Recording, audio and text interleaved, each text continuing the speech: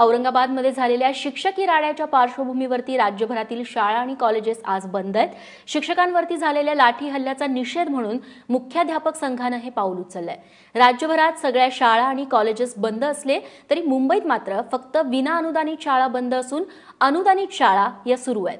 दरम्यान विनाअनुदानित शाळांना अनुदान देण्याच्या मागणीसाठी मंगळवारी शिक्षकांनी औरंगाबाद येथील मंत्रिमंडळ बैठकीवरती मोर्चा काढला होता।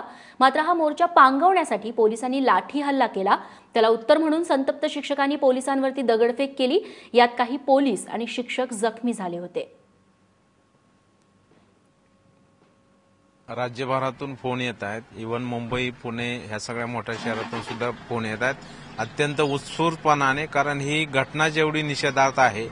आज वर्तमानपत्रात आपण वाचलं असेल की 3000 शिक्षकावर गुन्हे दाखल, म्हणजे अत्यंत ही शिक्षण क्षेत्राला काळीमा फासणारी घटना आहे। या सरकारनं गुन्हा नोंद करणं आणि यांना हे आंदोलन दडपण्याचा प्रयत्न करणं आणि भविष्यात कुणी आंदोलनच करू नये अशा प्रकारचा एक त्या ठिकाणी निर्धारच ह्या शासनाने ठरवला काय, अशा प्रकारची शंका आमच्या मनामध्ये येऊ लागली।